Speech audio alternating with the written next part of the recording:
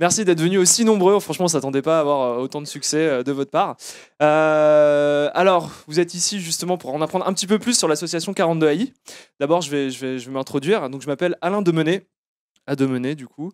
Je suis actuellement en troisième année. Donc moi, juste pour vous retracer un petit peu mon parcours dans l'IA, à la base, donc je n'étais pas du tout prédestiné à faire de l'IA. Hein. J'ai fait des études qui n'ont rien à voir. Je suis arrivé à 42 et je connaissais rien du tout à l'IA. Et puis, de fil en aiguille, j'ai rencontré des personnes qui, elles, se sont mises à faire du big data, notamment, qui ont commencé à travailler un petit peu dans le machine learning. Et je me suis dit, bah, c'est hyper intéressant. Franchement, c'est magnifique. Enfin, c'est plein de maths en plus qui étaient absolument passionnants. Et du coup, je me suis mis là-dedans et je me suis dit, bah, pourquoi pas essayer de faire un stage là-dedans. Et de fil en aiguille, j'ai trouvé un stage dans une startup qui s'appelle Scortex, une super startup d'ailleurs. Je vous recommande grandement d'aller voir ce qu'ils font. Et c'est là que j'ai acquis vraiment en fait mon expérience en IA et notamment en deep learning. Donc voilà, donc en fait, pour vous dire, tout ça pour vous dire que ça fait à peu près un an et demi du coup que je suis à fond dedans. J'ai rejoint justement l'équipe de 42 AI tout début quand ils commençaient à peine à monter l'assaut. Et puis on a pas mal grandi parce que bon, l'IA, vous en entendez parler pas mal. C'est un mot qui est assez à la mode actuellement, mais derrière, c'est pas simplement qu'une mode. Hein, il y a pas mal de révolutions qui s'annoncent. Et justement, l'association est là pour vous aider à comprendre qu'est-ce que c'est que cette révolution et pourquoi pas travailler justement à faire avancer cette révolution. Sans plus attendre, je vais vous présenter l'équipe de 42 AI. Alors voici un petit peu la Dream Team. Donc en haut, vous avez Guillaume Mogard, donc, qui est absent hélas aujourd'hui, donc qui est notre président. Vous avez Jules Caron, donc ici présent, trésorier de l'association, moi-même qui suis secrétaire. Jérôme, qui arrivera un petit peu plus tard, qui est responsable des partenariats. Charles-Édouard Fatran, qui est community manager. Vous avez Alex Acapenou, qui fait partie de l'équipe pédago. Donc on va vous expliquer un petit peu plus pourquoi on appelle ça pédago, etc. Donc dans cette équipe, on retrouve aussi Fad, Victor, William, et bien d'autres qu'on n'a pas mis ici parce que sinon ça faisait vraiment énormément. Mais voilà, c'est toutes les personnes qui vont participer notamment à des sujets IA et on en reviendra un petit peu plus tard. Il y a Lara aussi qui nous a rejoint il n'y a pas très longtemps et qui nous aide justement à organiser tout plein d'événements et qui est à fond dans l'intelligence artificielle. Et Amric aussi, qui est un membre actif qui nous a rejoint tout récemment, il y a quelques semaines à peine. Donc voilà, donc toutes ces personnes que vous voyez là, c'est des personnes qui sont simplement animées par l'amour, je dirais, entre guillemets, hein, de l'intelligence artificielle. Alors je spoil pas trop, ouais. Alors comment est né 42 AI? Je vais essayer de vous raconter un petit peu l'histoire. Qui fait de l'intelligence artificielle dans la salle? Est-ce qu'il y en a déjà qui ont tenté de faire de l'intelligence artificielle? Levez la main. Ah, il y en a très peu. D'accord, ok, je m'attendais pas du tout à ça. Ok, très bien. Bah, c'est très bien, en fait, on voit qu'on a une mission à faire à 42. Du coup, bah, ces personnes-là, pour ceux qui ont touché un petit peu, vous avez sûrement déjà tâté un petit peu ce sentiment de frustration qui est que quand vous voulez faire de l'intelligence artificielle, vous vous heurtez à pas mal de murs et de marches qui sont assez hautes à monter, que ce soit par exemple essayer de comprendre un petit peu les mathématiques qui se trouvent derrière, ensuite de comprendre les frameworks qui permettent de faire de l'intelligence artificielle, ensuite essayer de s'équiper justement pour pouvoir faire de l'intelligence artificielle parce que ça demande d'avoir des équipements qui sont quand même assez lourds, des grosses cartes GPU, etc. etc. Donc on a un peu cette frustration au début en débutant. Et puis quand même, on a de grandes joies aussi en faisant de l'intelligence artificielle. C'est notamment, par exemple, quand vous entraînez votre premier algorithme et que vous le voyez apprendre et qu'à la fin, par exemple, votre algorithme repère les chatons, mais d'une manière exceptionnelle. Enfin, vous pouvez repérer un chaton dans une photo de manière exceptionnelle. Et ça, c'est vraiment incroyable. Donc, c'est vraiment des choses qu'on a envie de vous faire vivre, justement. À la fois les bons et les mauvais côtés, justement, de l'intelligence artificielle. Donc, c'est pour ça qu'on a créé l'association. L'association, elle a plusieurs buts. Et je vais essayer de dérouler un petit peu les missions de l'association et en même temps notre histoire. D'abord, notre premier but, justement, c'est partager notre passion. Parce que voilà, on est animé par cette passion-là, on aime l'intelligence artificielle, on pense que l'intelligence artificielle va changer le monde à l'avenir. Et du coup, on veut partager notre passion avec vous. Et pour ce faire, on a pour le moment deux solutions. On a un Slack qu'on a créé, donc on n'est pas seulement que sur le Slack 42 Born to Code, on est aussi sur notre Slack privé, parce que justement, on voulait avoir plus de moyens de discuter avec vous. On voulait en fait vous permettre d'échanger des ressources, de poser des questions, etc. etc. Et donc, un Slack nous a paru une bonne solution justement pour engager des discussions entre nous et peut-être partager un peu plus que sur le Slack 42 Born to Code. Et puis, bon, notre partenaire n'est pas encore là, mais IBM, on aura un représentant d'IBM. IBM nous a prêté un serveur, gracieusement. Un petit serveur, donc on a 2 Power 8, 128 cœurs à peu près, avec 512 gigaoctets de RAM, 2 Tesla P100, donc je vous laisse aller voir un petit peu les specs sur internet, c'est assez incroyable, 2 Teraoctets de SSD, voilà, à disposition gratuitement, rien que pour les élèves de 42. C'est un petit serveur, c'est 3 fois rien, mais franchement, je peux vous dire que quand vous entraînez des gros réseaux, que vous voulez faire du deep learning, que vous voulez vous faire plaisir, ça, c'est vraiment c'est la crème de la crème. Enfin, franchement, c'est un cadeau incroyable qu'on nous a fait. Donc, l'association, justement, a permis justement de contacter des personnes comme ça et a permis ensuite de nous dégoter un serveur comme ça et qu'on va mettre bientôt à disposition des élèves. Deuxième mission, organiser des événements autour de 42 et de l'IA, bien sûr. Donc là, comme aujourd'hui, voilà là, on vous présente l'association, mais je ne sais pas si vous avez déjà vu sur votre intra, depuis la rentrée, on a déjà fait 3 événements, dont un avec 42 entrepreneurs. Et depuis la création de l'association, on a fait plein d'autres événements. Le but, pour nous, c'est justement de faire en sorte que vous puissiez apprendre. Alors, comment ça se passe? En gros, bon voilà, là, je vous ai mis un petit peu en vrac quelques événements auxquels on a participé. Donc il y a le X-Prize notamment. Donc le X-Prize, pour ça, qui connaît le X-Prize d'ailleurs? Ouais, je vous avais entendu parler du X-Prize. Ouais, pas trop. Ok, bon, je vous explique vite fait. X-Prize, c'est un concours international. Donc c'est le X-Prize IBM Watson, parce que X-Prize est une fondation avec plein de concours à l'intérieur. Et nous, on a participé au X-Prize IBM Watson, qui est un concours international donc, qui dure 3 ans. Et le but, c'est de créer une intelligence artificielle dans le domaine qu'on veut. Donc on choisit un domaine, on crée une intelligence artificielle, on révolutionne le monde, on change le monde, etc. etc. Voilà, c'est très américain. Mais du coup, c'était un gros défi et du coup, on a participé à ça. On a aussi eu pas mal de conférences un peu plus techniques, donc notamment une sur les SVM par AI Emergence. On a eu une sur les LSTM. Donc si tous ces mots vous disent rien, bah justement, enfin, c'est le moment de se dire ah putain, je vais rejoindre 42 AI. Par Kevin, donc, qui était un étudiant justement de 42 qui nous a fait une conférence sur les STM. On a aussi co-organisé un hackathon qui s'appelle le Global AI, donc là qui est aussi un hackathon international, donc qui se déroulait dans je ne sais plus combien de villes autour du monde. On a reçu dernièrement Yann-Philippe Albrecht. J'espère que certains d'entre vous qui sont dans la salle y étaient, qui était hyper intéressant. Donc là, ça ne traitait pas directement d'intelligence artificielle, mais plus des données personnelles et comment ces données personnelles, justement, enfin la loi qui arrive, la GDPR, si je ne dis pas de bêtises, qui va justement structurer un petit peu la façon dont on va procéder les données personnelles. Et donc, voilà, notre intention aussi, c'est pas simplement de vous donner de faire intervenir des gens qui sont sur le technique, mais aussi tout ce qui tourne autour de l'intelligence artificielle et qui peut vous permettre de comprendre un peu cet écosystème en France et dans le monde. Et on avait aussi Régis Bémo qui est venu intervenir et qui vous a montré un petit peu les bas-fonds de l'intelligence artificielle, enfin du machine learning notamment, et du calcul distribué.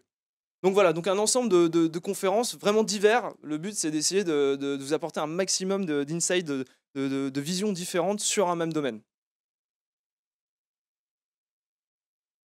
Le troisième, c'est créer un écosystème de startups et entreprises à 42. Alors, pour ça, on a noué plusieurs partenariats. Donc voilà, vous avez l'ensemble de nos partenaires qui sont ici. Donc on a Intel avec qui on est Student Ambassador. Vous avez IBM du coup qui nous supporte, qui nous a prêté le serveur et qui nous aide énormément justement aussi à développer pas mal qui fait intervenir des personnes, etc., assez calées sur le milieu. Livemon, Recast, qui sont des startups. Du coup, Recast que vous devez connaître, parce qu'il y a certains 42 qui y sont et ça doit vous parler. Société Générale et Francis AI, qui est un animateur, on va dire, du milieu, un écosystème, qui anime l'écosystème français, tous secteurs privés et publics. Donc on a pas mal de partenariats. Alors ça s'exprime de différentes façons, hein. On n'a pas un partenariat avec un contrat signé ou quoi que ce soit, hein. Par exemple, Francis AI, eux, vont nous offrir des places, notamment quand ils font des événements. Donc ça permet d'assister à des événements où on va avoir de grands intervenants, des chercheurs, des trucs comme ça. Donc c'est hyper intéressant pour vous, justement, d'aller là-bas et peut-être de croiser des startups, des chercheurs dans un certain milieu, de pouvoir poser vos questions, etc. etc. Recast, on va faire sûrement un hackathon, etc. avec eux. Et voilà. Donc les partenariats sont vraiment divers et le but, c'est d'apporter, encore une fois, de la pluralité. On a aussi des parrains. Donc là, on a 2 parrains actuellement. Rodolphe Gelin, d'Aldébaran. Je ne sais pas si ça parle, quelqu'un connaît Rodolphe Gelin. Bref, c'est lui qui a travaillé sur Pepper et Nao, les robots. Je ne sais pas si ça vous parle aussi. Donc voilà, c'est quelqu'un qui travaille dans la robotique et qui est hyper impressionnant en matière d'intelligence artificielle. Ça fait des dizaines d'années qu'il travaille dessus.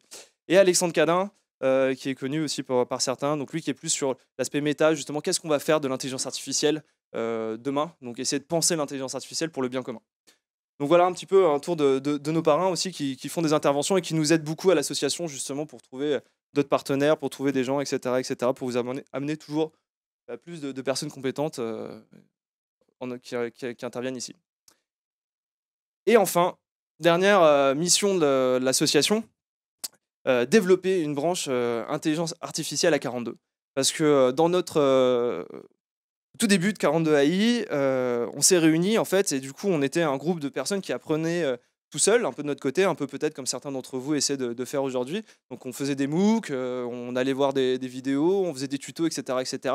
Et puis comme je vous ai expliqué, voilà, souvent on butait contre des murs, etc. Et puis on s'est dit, bon, ça serait peut-être mieux d'essayer de travailler ensemble, de créer un groupe. Et puis, on s'est dit, mais c'est quand même incroyable de ne pas avoir une branche intelligence artificielle moderne, entre guillemets, à 42. On a un sujet actuellement, c'est linéaire régression, qui est vraiment le début du début du machine learning, mais on ne va pas au-delà. On ne voit pas de deep learning, il n'y a pas de reinforcement learning, etc., etc. Donc tous ces aspects-là, justement, sont complètement zappés. Et on s'est dit, en étant plus fort, enfin en étant ensemble, on est plus fort, et on va pouvoir justement essayer de pousser une branche intelligence artificielle auprès de 42. Et du coup, c'est ce qu'on a fait. On est allé voir la pédago, un peu avec nos gros sabots. On leur a dit, voilà, nous, on veut faire une branche intelligence artificielle. Ils nous ont dit, OK, vous avez carte blanche, designez-nous une branche intelligence artificielle. C'est ce qu'on a fait. Ça a été accepté. Donc, c'est plutôt cool. Donc, c'est une branche, bon, elle n'est pas complètement définitive, mais ça a été accepté. Et on a commencé, du coup, à travailler sur les premiers sujets. Et donc, première grosse annonce, on va vous présenter en exclu les sujets qui devraient sortir dans les jours qui suivent. Donc, vous pourrez en profiter. Alors, pour ceux qui sont post-stage, je suis désolé, vous pourrez les valider seulement après votre stage. Mais pour ceux qui ont déjà validé votre stage, normalement, vous pourrez le valider. Pardon? Ouais, pardon, inversement. Je suis désolé. Du coup, je vais vous présenter le sujet sur lequel j'ai travaillé, donc il va venir s'insérer juste après linéaire régression. Donc, il s'appelle Data Science Cross Logistic Régression. Alors, pourquoi on a cette espèce de choix-peau magique tout complètement déglingué? C'est parce qu'en fait, je vais vous proposer de recoder un choix-peau magique. Comment faire? En fait, vous allez avoir un set de données avec des notes notamment d'élèves de Poudlard. Et ces notes, en fait, on s'est rendu compte qu'on est capable de classer les élèves de Poudlard dans les différentes maisons en fonction de leurs notes. Et le but va être pour vous de faire donc un multiclassifieur en utilisant une régression logistique et la technique du one versus all afin de pouvoir reclasser ces élèves à Poudlard. Mais avant tout ça, on va vous donner quelques éléments de data science. Alors, c'est pour ceux qui connaissent la data science, j'utilise le terme de manière vraiment très grossière. On va poser certaines bases, notamment de manipulation de données, et pour justement essayer de vous donner un petit peu un aperçu de ce que nous, on a pu voir aussi quand on était sur le terrain, et qui est notamment faire de l'IA, c'est pas forcément avoir un dataset qui est tout propre, comme dans les papiers de recherche. C'est en fait souvent, c'est plutôt poser un problème, une question, et ensuite aller chercher des données. Ces données, souvent, elles sont dégueu. Elles sont vraiment dégueu. Et là, on a été gentil encore sur le data science. On aurait pu faire quelque chose d'encore plus chaud à traiter. Mais voilà, donc dans la vraie vie, si vous voulez faire de l'intelligence artificielle, ça tombe pas comme ça, quoi. Et du coup, c'est ce qu'on a voulu essayer de vous faire ressentir dans ce sujet-là, juste en introduction ensuite de la branche intelligence artificielle. Et puis, il y a un second sujet. Je vais laisser la parole à William, du coup, qui a travaillé sur ce sujet-là, et il va vous le présenter. Bonjour à tous. Donc, le deuxième sujet de la branche, ça va être une introduction au multilayer perceptron. Donc, c'est des réseaux de neurones assez simples qui vont nous permettre en fait de pousser justement un peu plus loin que ce qu'on va faire dans le sujet d'Alain. Du coup, ça va vous permettre en fait surtout de vous remettre à niveau en mathématiques parce que ça va être hyper important pour le reste de la branche. C'est de comprendre réellement les concepts au centre de l'intelligence artificielle et du deep learning pour mon sujet.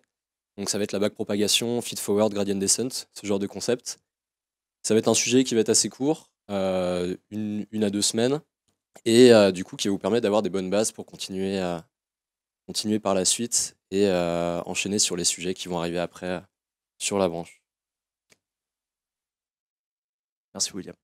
Donc du coup, voilà. Donc là, ce sont les 2 premiers sujets que vous aurez à disposition normalement dans les jours qui suivent, si tout va bien. Donc, 42 AI, 4 missions principalement.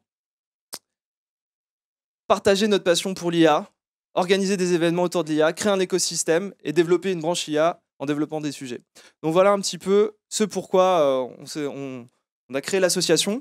Maintenant, on a fait pas mal de choses, mais on ne compte pas du tout s'arrêter là. Et justement, ça a tendance à s'accélérer un petit peu tous les projets qu'on a. Et donc, je vais laisser la parole à Jules qui va vous présenter un petit peu qu'est-ce qui va arriver plus tard. C'est pas grave, lève-toi, qu'est-ce qui va arriver plus tard et surtout, comment vous allez pouvoir vous impliquer là-dedans. Merci. Merci Alain.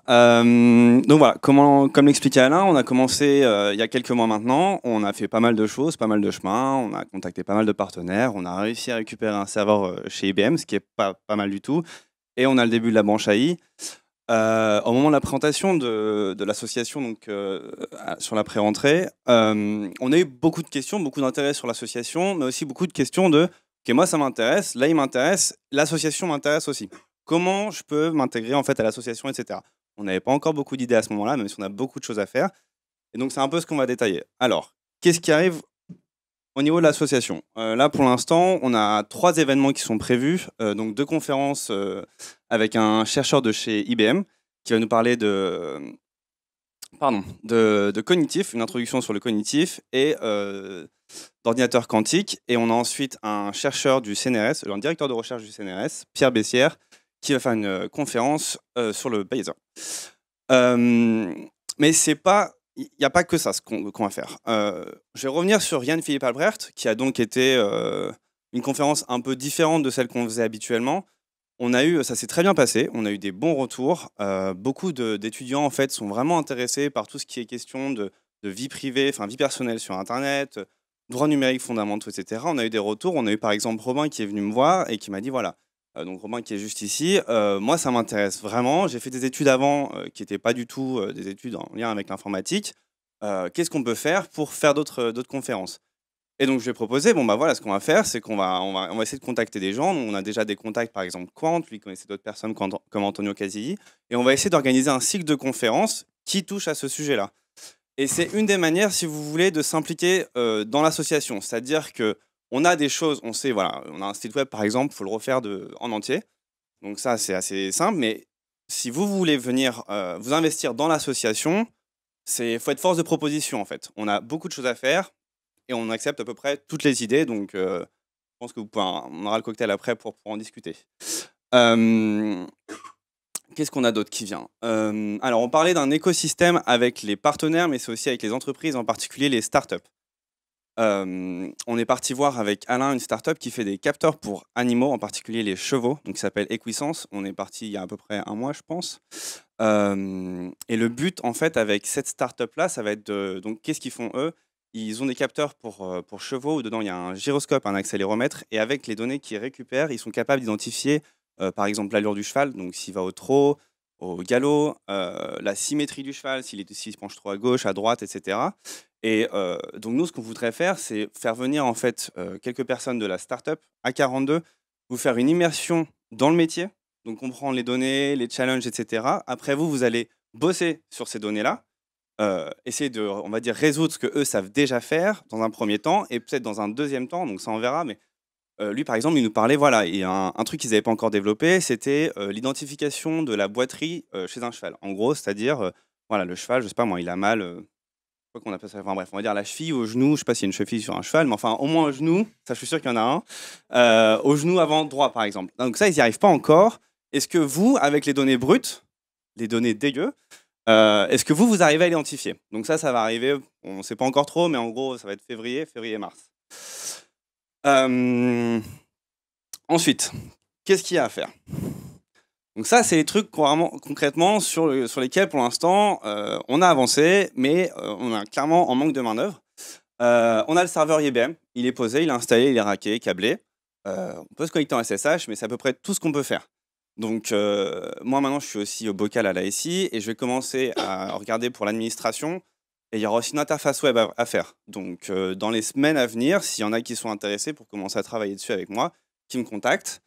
Le site internet. Alors, le site internet, pour l'instant, c'est le fond d'écran que vous voyez là et c'est à peu près tout. Donc, pour une école comme 42, c'est pas beaucoup. Nous, ce qu'on voyait sur ce site internet, en fait, c'était vraiment un portail pour tous les gens qui sont externes à 42, qui ne sont pas sur le Slack. Le Slack, pour l'instant, il a vocation à rester pour les étudiants de 42. Donc, on voudrait au moins dessus avoir typiquement un agenda, des ressources, et puis bon, après, pourquoi pas un blog, enfin un truc, comment on peut poster des billets ou des articles. Pour l'instant, on a un Medium. Donc voilà, après, encore une fois, hein, si vous faites un truc du turfu, on prend aussi. Ensuite, les contenus. Alors, on reviendra aussi sur le partenariat Intel où en fait, on doit faire 2 à 3 articles par an, mais on aimerait bien sortir plus d'articles. Pour l'instant, on a eu 2 articles qui sont sortis. Le premier, je ne sais pas si vous l'aviez lu, c'était sur comment faire votre premier stage en deep learning, qui a été écrit par Alexandra Petitjean, qui maintenant fait plus partie de l'association. Enfin, si, mais pas au bureau, on va dire. Et le deuxième a été écrit, posté récemment par Lara Ramirez, ici présente. Donc voilà, si vous voulez écrire des articles, etc., pareil, c'est une bonne idée. On a une chaîne YouTube pour l'instant, donc on poste surtout les vidéos qu'on est en train sur des conférences. Donc celle-ci, par exemple, sera disponible. Mais après, voilà, on peut toujours compléter ça avec des workshops, des choses comme ça. On a également une newsletter. Bon, ça, c'est un truc de vieux, mais pourquoi pas. Ensuite, un partenariat. Donc, comme Alain le disait, on est Student Ambassador et aussi, comment on dit ça, University Club. En gros, ça veut dire qu'en échange de 2 à 3 publications par an, donc ça peut être des articles ou des papiers de recherche, mais je pense que ce sera plutôt des articles, on a aussi accès à des ressources. Donc, alors je ne me rappelle plus exactement ce que c'est les ressources, mais justement, c'est pour ça qu'il faudrait qu'on ait quelqu'un qui s'occupe de ça, c'est-à-dire pour être en contact avec eux. En fait, on avait initié à 42 avec eux le premier workshop que nous, on a fait et le premier workshop que eux ont fait. On a lancé, si vous voulez, la série de workshops qu'ils ont fait en Europe, a commencé à 42. Et l'idée, c'était en fait d'utiliser leur programme, leur SDK Machine Learning qui était encore en bêta, je ne sais pas si c'est là encore, et d'initier en fait les étudiants à faire ça, et pour le coup, littéralement, à trier des chats et des chiens. Et enfin, donc quoi d'autre? À peu près tout et n'importe quoi. Organiser des conférences, donc faire venir un conférencier. Si vous avez des skills en maths, par exemple, pourquoi pas organiser des workshops? Qu'est-ce que ça pourrait être d'autre? C'est déjà pas mal, hein. Donc voilà, on était à peu près une dizaine jusqu'à maintenant. On a fait pas mal de choses et on est prêt à être plus. Ah oui, si, je vais quand même donc finir par le statut de membre actif. Donc, on considère sur Slack que toutes les personnes qui sont sur Slack sont membres de l'asso. Vous n'avez rien à signer, rien à payer, ça engage à rien, c'est juste on considère tel quel. Et puis c'est cool de dire qu'on a 250 membres quand même. On a aussi le bureau, donc qui est sur une asso. Dans les statuts, c'est écrit, on est une réélection tous les ans. Et entre les deux, on a un statut qu'on a appelé membre actif. On n'avait pas vraiment de meilleur nom. Et l'idée, en gros, c'est que donc quelqu'un qui s'investit dans l'asso, donc par un de ces moyens-là ou autre, j'en sais rien, puisse en fait, faire travail avec nous, que son point de vue soit, qu'il puisse participer aux décisions, et aussi, donc là pour le coup c'est dans les statuts, qu'il ait un droit de vote aux assemblées. Donc pour devenir membre actif, il faut participer à l'association, et ensuite ça sera validé par le bureau qui fera un vote, mais bon, en général il n'y a pas de problème, qui fera un vote pour valider ou non si la personne qui veut devenir membre actif peut le devenir. Voilà, je pense qu'on a fait le tour. Tu veux faire la conclusion? Vas-y. Ouais, du coup, je me rends compte qu'en fait, je n'ai pas commencé par le début. Je vais faire la conclusion, du coup, en commençant par le début. Notre association, en fait, a débuté en mars 2017. Donc, c'est vous dire qu'en fait, on est tout récent. Du coup, j'espère que vous avez bien compris un petit peu que l'objectif de 42 AI, c'est vous de faire reconnaître des chats et des chiens avec un modèle de deep learning. Et du coup, on a aussi un objectif un petit peu caché, et qu'on espère qu'on accomplira bientôt, c'est un jour faire venir Yann Lequin, qui est un peu le pape, pour ceux qui le connaissent, c'est notre pape. Et du coup, voilà, je pense qu'une fois que Yann Lequin sera ici dans cet amphi, on pourra arrêter l'association et on aura rempli notre objectif.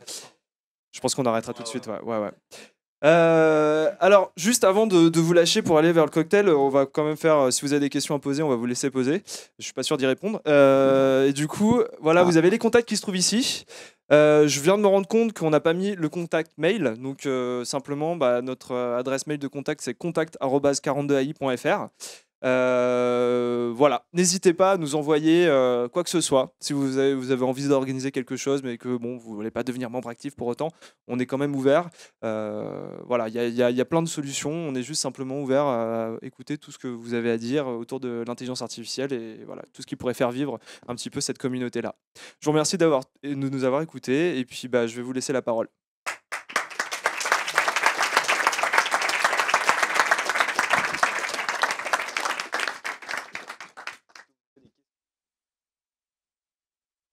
C'est le cocktail. Passe au cocktail. Est-ce que ça va être dans l'esprit de 42 où on doit tout refaire avec juste des petites briques de base, style des Bonne Wai, les question. DFT Puchar? Bonne question. Alors, c'est quelque chose qu'on a abordé justement avec la pédago. A priori, oui. Complètement. Ça va être du from scratch. Langage libre pour le moment. Enfin, sur les deux sujets qu'on vous propose, c'est du langage libre. Alors, pour ceux qui connaissent un petit peu justement l'intelligence artificielle, vous savez que Python est quand même un langage assez privilégié dans ce truc-là. Mais justement, nous, on a essayé de faire en sorte que vous puissiez utiliser d'autres langages. Et en fait, à terme, ce qu'on aimerait faire, c'est que quand vous avez fini la branche, en fait, vous avez une sorte de framework, enfin, de bibliothèque de machine learning et de deep learning.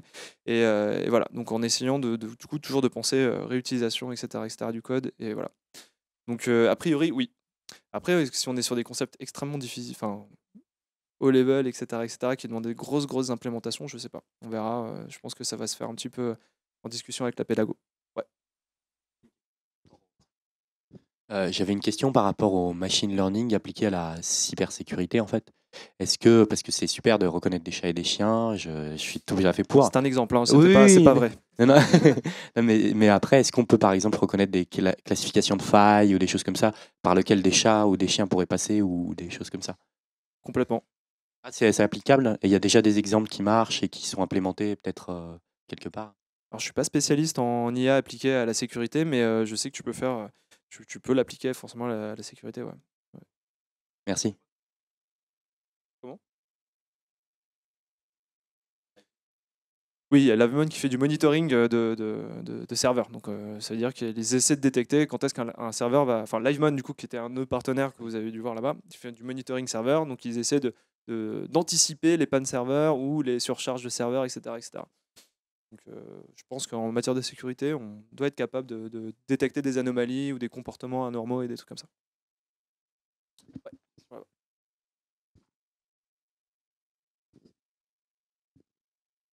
Je voulais savoir par rapport à un stud qui vient de rentrer, donc là, comme nous en novembre, pour la plupart de ceux qui sont là, je pense, au moins une bonne moitié. L'accessibilité à cette branche, elle est faisable pour quelqu'un qui a terminé, bon, faut avoir fait le stage déjà, vous avez dit. Alors, bonne question. Alors, moi, je vais parler d'expérience, donc ça n'engage que moi. Complètement. Tu peux la faire. Je pense que c'est même recommandé si tu veux faire un stage là-dedans. Pour tous ceux qui se diraient, bon, ben voilà, je n'ai pas les compétences pour faire un stage peut-être en deep learning, en machine learning, etc., moi, je dirais non. Enfin, oui, vous avez les compétences plutôt. Seulement, il faut les travailler. Et actuellement, tu as énormément de ressources qui existent sur Internet. Donc, tu as des MOOC, notamment, je recommande le MOOC de machine learning de Coursera, d'Andrew Ng. NG, bon, Nung, je sais pas comment le prononcer. C'est un excellent cours qui va te poser les bases justement du machine learning et qui va te donner plein d'outils mathématiques qui vont t'aider à comprendre ensuite comment peut fonctionner le deep learning, etc. Alors c'est pas un chemin. C'est un chemin un peu caillouteux, quoi. C'est difficile. Il y a des moments où, comme je te dis, tu te butes à certaines notions qui vont être difficiles, mais en y allant petit à petit et si tu as la passion, en fait, si tu découvres, c'est ça, en fait, que, enfin, moi, en tout cas, moi, c'est ça qui me touche et je pense que quand on découvre l'IA et qu'on se met on se met vraiment là-dedans, on découvre vraiment quelque chose qui est juste incroyable, quoi. Enfin, tu arrives à modéliser de l'apprentissage sur une machine, ça change complètement les paradigmes qu'on connaît aujourd'hui en développement, quoi. C'est-à-dire qu'aujourd'hui, bon, là je vais peut-être déborder un petit peu, mais simplement, le métier de développeur, peut-être dans 10 ans, sera complètement différent par rapport au métier qu'on connaît aujourd'hui. Tout ça grâce au machine learning. Donc complètement, tu peux, et moi je te recommanderais de les faire avant de partir en stage. Au moins, ça t'ouvre à certaines notions et complète ça avec des MOOC. N'hésite pas à t'informer dès maintenant, justement, à consulter, notamment, moi j'aime beaucoup consulter le Reddit Machine Learning qui permet d'avoir les dernières publications, etc. N'hésitez pas aussi à commencer à vous confronter à des papiers de recherche, même si vous n'en servez pas plus tard dans votre métier, c'est toujours pas mal d'essayer de lire et de comprendre. Et on arrive toujours à capter des blocs de trucs qui permettent ensuite voilà, dans sa tête, on se rappelle, ah oui, ça, il avait parlé de ça, etc. Et on crée des liens comme ça au fur et à mesure. Et ça nous aide à nous constituer sur une galaxie d'éléments qui vont ensuite nous permettre de renforcer les notions que tu auras en machine learning. Donc, vas-y, fonce, n'hésite pas. En plus, on a la chance d'avoir une flopée d'annonces. Souvent, les gens sont vraiment ouverts. Enfin, moi, je suis arrivé en mode ah ouais, t'es 42, très bien. Moi, je suis un peu curieux de savoir qu'est-ce que 42 font. Et puis voilà, en étant honnête, hein, j'ai pas menti sur mon niveau. Par contre, là, j'ai été honnête. J'ai dit voilà, bah, moi, j'ai fait un MOOC de machine learning où je suis vraiment nul. Ils m'ont dit ok, bah t'inquiète pas, on va te tester un petit peu. Et puis voilà. Et puis bon, comme j'avais compris un petit peu le modèle d'un neurone, un perceptron, j'ai expliqué comment fonctionnait un neurone. Il m'a dit bah ok, banco, vas-y, on prend. Donc voilà. Simplement, moi je pense que c'est possible et j'encourage tout le monde à le faire justement pour montrer un petit peu qu'à 42, on est capable de faire, quoi. Exactement, il y a un autre MOOC du coup aussi sur le deep learning par AndroNG. Ouais, le MOOC aussi dont je précise est gratuit et c'est simplement si vous voulez avoir la certification que c'est payant, mais l'accès et vous pouvez suivre le MOOC et tout ça gratuitement. Donc il n'y a pas de souci. Deuxième est payant alors. Désolé. Je rebondis du coup. Ouais. Est-ce que une connaissance en C est suffisante ou du coup faut qu'on Alors s'attaque au Python? alors pour ça va être plutôt du Python en règle générale. Comme je disais, c'est un peu le langage prépondérant dans le milieu. Après, il y a pas mal Après, tu peux bosser en C, hein, ou en C++, qui se rapproche pas mal du C, parce que justement, ça permet enfin, il y a pas mal de boîtes ensuite qui recodent leur modèle, qui font d'abord un modèle, on va dire, bateau en Python, et une fois que ça marche bien, bah, du coup, ils le recodent en C pour être encore plus rapide en inférence. Et du coup, ça peut se faire. Tu peux trouver des trucs en C. Un peu plus rare peut-être, mais ça se fait. Merci. Question.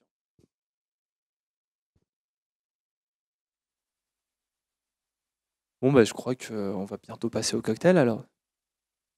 J'espère qu'on est tous prêts. Ça se fait en cantina ou c'est où? Une petite histoire sur 3 minutes. Non, mais ouais. Très bien, merci. On n'avait pas prévu d'être aussi rapide. Ouais. Le channel YouTube, vous pensez à faire quoi? Genre, comme. Moi, je connais juste Siraj Raval, comme. Ouais. Quelqu'un qui raconte. Je crois que t'en as un qui est vraiment pas mal. Après, c'est plutôt des anglais. T'as 3 Blue, 1 Brown. Je crois que c'est un truc comme ça. Qui est excellent. Après, là, il y a un YouTuber français que j'apprécie énormément qui s'appelle Science for All. Qui est vraiment pas mal. Et il a commencé à faire une série. Enfin, il va faire une série sur l'intelligence artificielle qu'il a débuté. Donc là, il débute sur des gros trucs. Je pense qu'il va rentrer plus dans le détail mathématique plus tard. Ouais, Siraj qui est pas mal. Après, je sais que certains n'apprécient pas. Ouais, vous voulez faire quoi? Parce que Nous, sur quoi? C'est-à-dire? On a une chaîne YouTube en fait actuellement où on rediffuse ce genre de conférences où les intervenants. Du coup, là, tu peux retrouver notamment la conférence sur les LSTM et les SVM.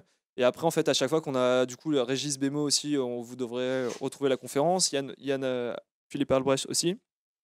Et puis voilà. Enfin, en gros, à chaque fois qu'il y a une conférence, ça vous permet, voilà, si vous avez été absent, c'est pas très grave, vous pouvez rattraper le retard. Ouais.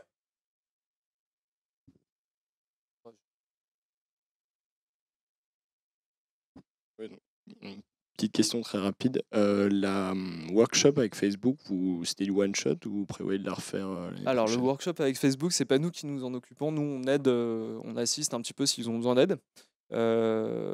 C'est 42 qui s'en occupent. Donc, je sais que là, il reste normalement une conférence et une conférence workshop. Mais voilà, ouais, non, c'est pas nous qui nous en occupons. On aurait bien voulu atteindre FAIR, mais on n'a pas eu le temps, enfin, on n'a pas eu les accès. Donc, voilà. Bon, bah, vous n'avez pas d'autres questions pour m'aider un petit peu à meubler? Je sais pas trop. Ouais, pas le temps d'aller chercher le micro.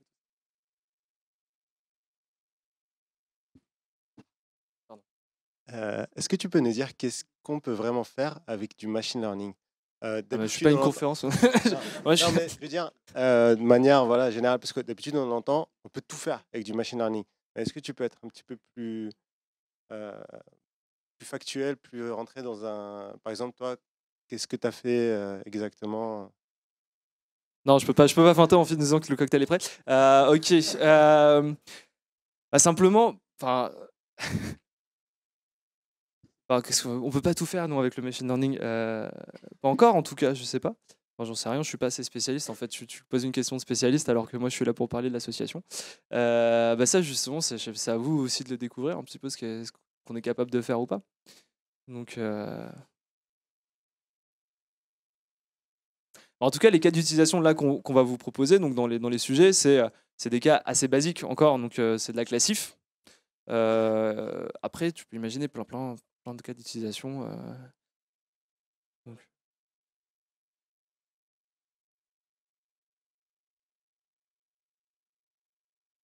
Exactement. Donc ça, c'était la conférence de Prosper Burke, quoi, exactement sur la détection de signaux faibles sur des données de la carte vitale. Donc, par exemple, essayer de faire un suivi. Ça permet de faire des suivis de population et des trucs comme ça de médicaments.